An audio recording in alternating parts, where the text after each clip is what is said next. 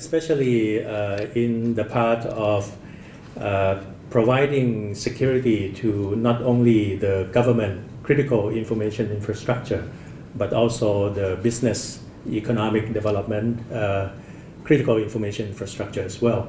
So it's a big piece of work, but it's essential, and recently all of us find that it's quite urgent as well, as we know.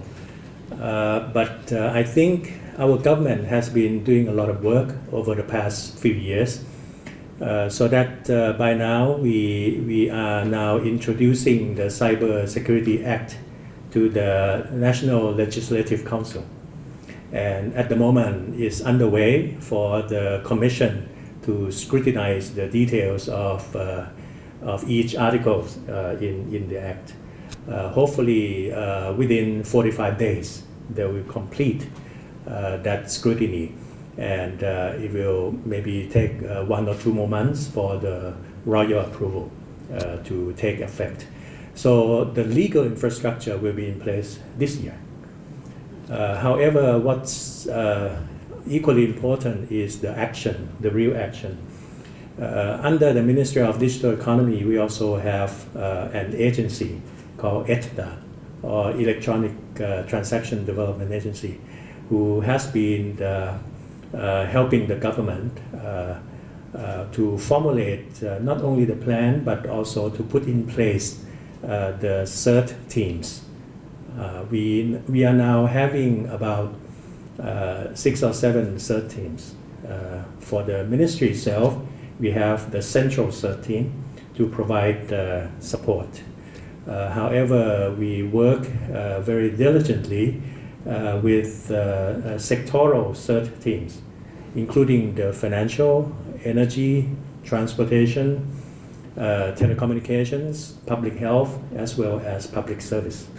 So this is the basic building blocks that would be able to get us to be more secure. However, through this MOU, Madam Minister, we are hopeful that through the collaboration of Australia and Thailand in cyber security, we will be more secure through exchanges of information, of expertises, of training the personnel involved, as well as to be able to learn and inform each other of the ongoing cyber potential attacks, which always is somewhere else that we don't know, and we are sitting ducks, targets for them at any time. So this is very good news. May I also add that since this year we are the chairman of ASEAN community, we'll be able to act as a bridge for us too, in order to get the rest of the ASEAN members to be closely involved. And I have done the first chapter already last month in Bali, where we have the ICT ministers meeting, and I have also proposed that we should have some cyber activities this year for ASEAN. For example, cyber war game exercise. So let me just initially introduce this to you. We would certainly invite you to participate and work with us in whatever aspects that you feel that it fits to our bilateral and multilateral relationships. Last but not least, may I also add that through this MOU, there are other areas that we can collaborate apart from cybersecurity, and that would involve digital activities in other areas. For example, technology development, AI, IoT, smart cities, and so on.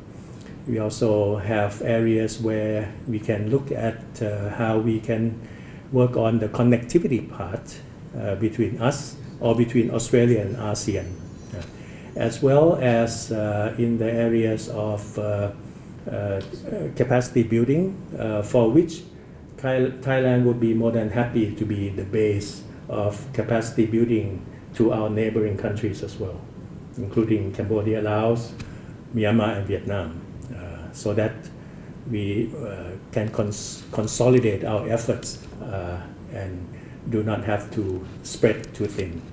Last but not least, thank you very much, Madam Minister, executives, for this occasion, and I think Thailand and Australia has had a wonderful relationship for so many years, for which I remember that 20 years ago, Australia was very helpful to ASEAN with programs such as microelectronics collaboration between Australia and ASEAN. So I hope that 21st century would be a horizon where we can bloom again for this relationship. Thank you very much.